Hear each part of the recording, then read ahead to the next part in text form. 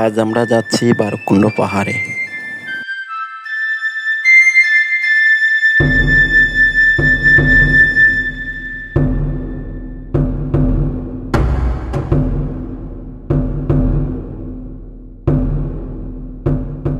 পাহাড়ে যাওয়ার পুরো দিক নির্দেশনা দিয়ে দিচ্ছেন আমাদের শ্রদ্ধেয় মুরব্বী।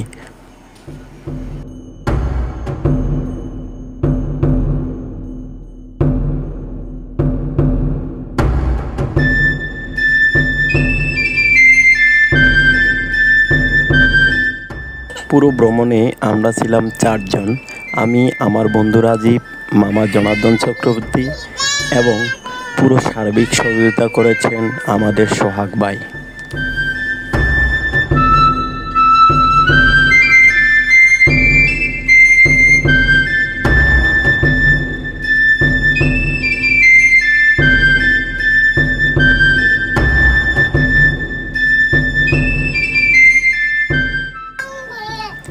পাহাড়ের মূল ঝর্ণায় যেতে এতটা কষ্টকর পথ পাড়ি দিতে হবে আমরা আগে জানতাম না।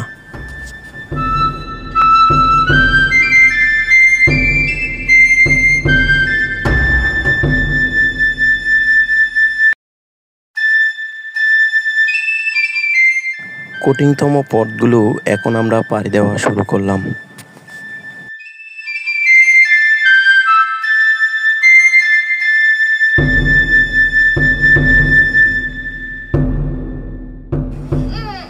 স্বাভাবিকভাবে এই পথগুলো পাড়ি দেওয়া অনেক কষ্টকর, তবে আমাদের মামার বিভিন্ন উৎসাহজনক কথায় আমরা মনে অনেক বল পেয়েছি এবং পথগুলো খুবই সহজ মনে হয়েছে।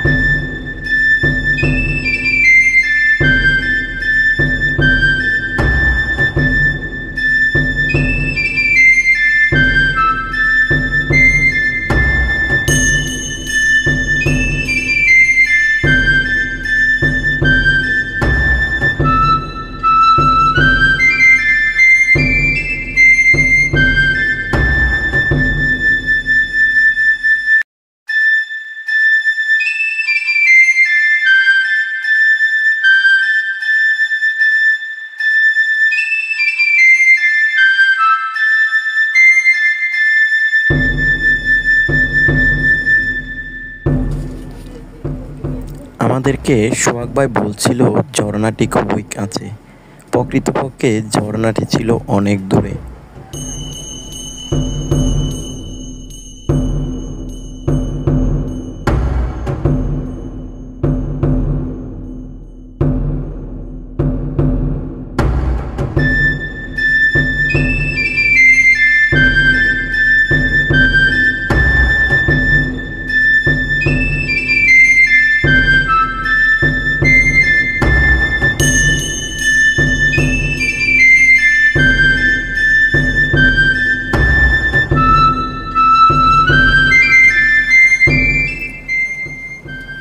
একটু কষ্ট হলেও সবাইকে এসব পরিবেশে একবার যাওয়া উচিত, কারণ প্রকৃতির যেই সান্নিধ্য এগুলো সবার জীবনেই প্রয়োজন।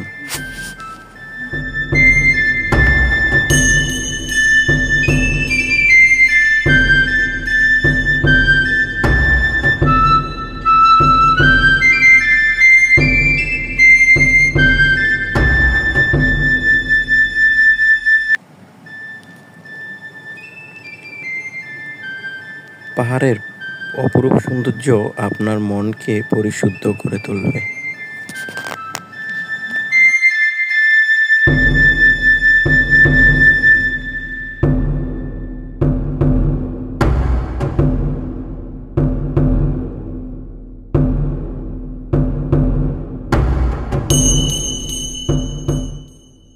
পাহাড়ের বিপজ্জনক পথগুলো যে কোনো সময় দুর্ঘটনা ঘটতে পারে, তাই খুবই সতর্কতার সহিত এখানে হাঁটতে হয়।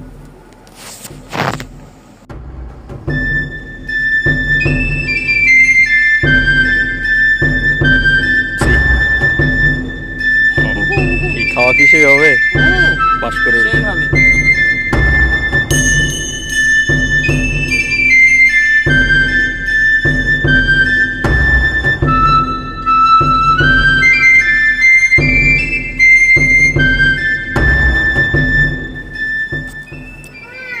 অবশেষে দূর থেকে আমরা ঝর্ণা দেখতে পাচ্ছি।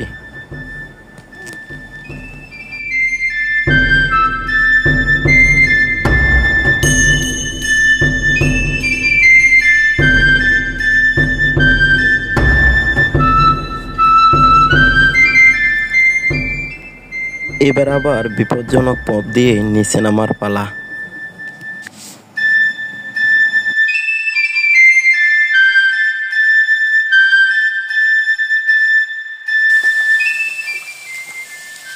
অবশেষে চলে আসলাম ঝর্ণাতে।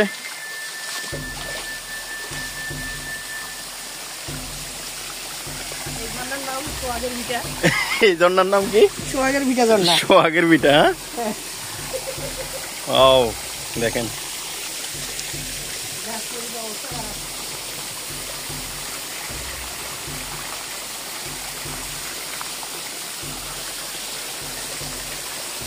পানির কলকলধ্বনি তাকে বিমোহিত করতে পারত।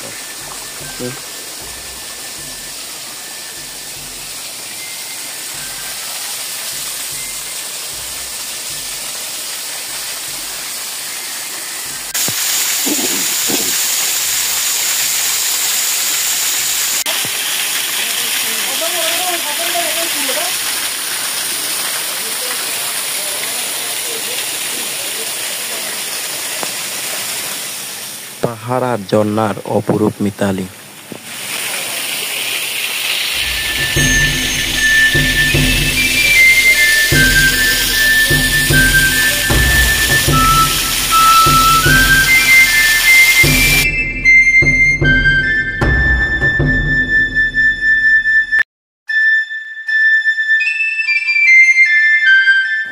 কিছুক্ষণ পাহাড় আর ঝর্ণার মিতালি দেখে এবার ফিরে যাওয়ার পালা।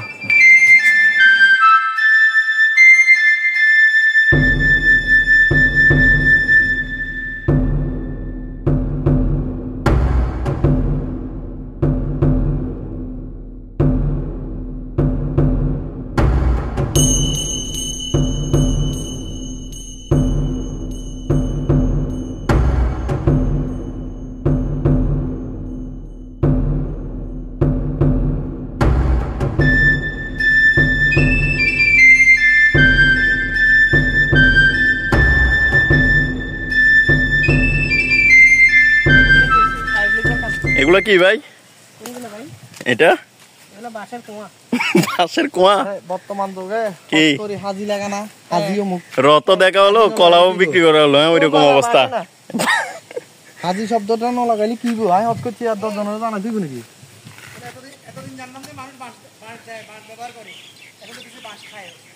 হ্যাঁ ঠিক আছে, তো বাঁশ তো খাই। মাছ দেওয়ার জন্য নিছো নাকি খাওয়ার জন্য? দিব, খাবো।